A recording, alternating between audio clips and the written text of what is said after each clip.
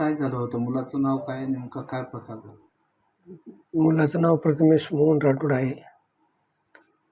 नेटचं exam झाल्यानंतर paper चांगला गेल्यामुळं आम्ही रूम वगैरे सोडून गावाकडे आलो. आल्यानंतर खुश होतो सगळे, पेपर चांगला गेला असं. नंतर कळालं की पेपर फुटीचं प्रकरण झालं. ते म्हणत होता मी लागून जातो आता कुठं कुठंतरी, माझा खूप पेपर छान गेलेला आहे. नंतर ते पेपर फुटीचं प्रकरण समोर आल्यानंतर तो टेन्शन घेत होता. आता पुढचा पेपर कसा येते की काय येते की, बेटा काय होणार नाही, चांगलंच येईल. नाही पप्पा मी आता लागून जात होतो, खूप मेहनत घेतली होती मी, असं म्हणू लागला ते टेन्शनमध्ये त्यानं काय म्हणजे आम्हाला दाखवून म्हणलंच नाही की मी असं करेल तसं करेल. आम्ही म्हणलो बाबा नेमकं आता काय करणार आपण, जे झालं ते झालं, तू आणखी तयारी कर. त्याला काय काय परिणाम झाला ते डोक्याला काही माहीतच नाही सर. हो ना, तेच ना, त्याचा पेपर खूप छान गेला होता आणि त्याच्यानंतर ते पेपर फुटीचं प्रकरण समोर आल्यानंतर ते टेन्शनमध्ये हे करू लागला, पप्पा आता नंतर काय होणार माझं.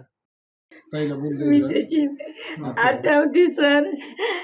खूप छान पेपर गेला म्हणून मला फोन लावला होता, खूप खुश होत ते, पण कधी वाटलं नाही असं झालं म्हणून होईल म्हणून. मी लागून जातो आता कुठं, आता सुट्ट्यामध्ये तुझ्याकडे येतो म्हणून म्हणायचा. पेपर फुटला की खूप टेन्शन घेऊ लागला, आता कसं होईल माझं. पेपर फुटल्यानंतर खूप कचून गेलं सर. नीटची परीक्षा देऊन आलं ते ना, तर खुश होतं, लई खुश होतं सर. ते लई भारी आहे ताई, मी कुठेही लागून जातो म्हणू लागलं. पण पेपर पुढे झालं त्याच्यामुळं लई टेन्शनमध्ये होतं ते ना. काय होईल ते होईल म्हणलं, भैया का टेन्शन घ्यायलास असं म्हणलं आम्ही. हा हुशार होता. 400-500 मार्क पडायचे सर त्याला, प्रत्येक टेस्टला टेस्टला. पेपर फुटी प्रकरणामुळे झालं ना, टेन्शनमुळं झालं. मी त्यांचा मावसा आहे. पेपर दिल्यानंतर मला त्यांचा फोन आला होता, खूप सुंदर पेपर गेलेला आहे म्हणून. एवढं खुश होता तो, भयानक खुश होता. काही दिवसानंतर हे पेपर फुटीचा प्रकार समोर आला.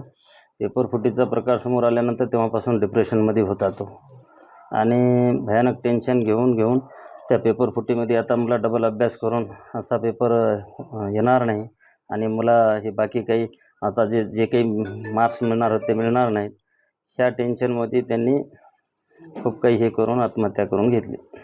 काय सांगशील तू बहीण म्हणून? त्यानं तुला काही सांगितलं होतं का? तो खूप डिप्रेशनमध्ये गेला होता, त्याची कॅपॅसिटीच राहिली नव्हती, त्याला कशाचं टेन्शन. तो म्हणत होता की माझ्याशी नाही होणार. हा का केला असेल? एकदाच मी एवढं छान मेहनत करून केलं होतं सगळं काही, परत हे का आलं माझ्या नशिबाला? आता कसा येईल पेपर, काय येईल, किती डिप्रेशनमध्ये जाईल मी, माझ्याशी होणार की नाही, बाबा काय म्हणतील, बाबांनी माझ्यासाठी एवढे कष्ट घेतले, ते होणार की नाही पॉसिबल माझ्याशी. म्हणून फक्त आणि फक्त त्याच्यामुळेच त्याने काय करून घेतलं, आज तो आम्हाला सोडून पण गेला. आज तो आमच्यात नाही पण आहे. फक्त आणि फक्त पेपर फुटीमुळे झालेला हा प्रकरण आम्ही सगळे आज अनुभव करतोय. माझा भाऊ अरुण गेला. एवढी मेहनत करतो वर्षभर एक स्टुडंट आणि त्याला फायनल स्टेजमध्ये काय भेटतं असं, मग काय फायदा आहे अभ्यास करून? तुमच्या भावना काय, नेमक्या भावाचं काय आहे? म्हणजे पेपर सोपा होता, बायो लेंदी होता पर इझी होता, केमिस्ट्री मॉडरेट होता आणि फिजिक्स भी मॉडरेट होता. मग ये बारीचा पेपर इझी होता, मॉडरेट मतलब इझी टू मॉडरेट होता. आणि पेपर देऊन आमचा म्हणजे अनुभव की असा पेपर काढलाच पाहिजे, मॉडरेट इझी टू मॉडरेट असा पेपर. म्हणजे ज़्यादा टफ बी नको पाहिजे, ज़्यादा इझी बी नको, मॉडरेट आपला पेपर यायला पाहिजे होता. मग या बारी 2026चा पेपर आले. काय सांगायचं तुझा भाऊ, नेमकं कशामुळे त्यानं आत्महत्या केली असेल? ते आहे ना, या बारी आहे ना त्याला 480 काही 510 येत होते.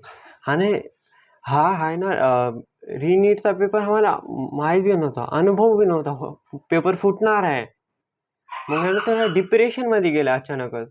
त्याने लई मेहनत केली ती. आता त्याने मला सांगितलं मला होईना आता. माझं तेवढा कॉन्फिडन्सच नाही. त्याने असं सांगितलं मला. कॉन्फिडन्स लूज लूज झालं, त्याची मेंटॅलिटी राहिलीच नाही. ते म्हणजे फर्स्ट अटेम्प्टमध्ये त्याचा फर्स्ट अटेम्प्ट होता, माझा सेकंड अटेम्प्ट ड्रॉपर आहे. तू आणि ते सोबत अभ्यास करायचो? हो.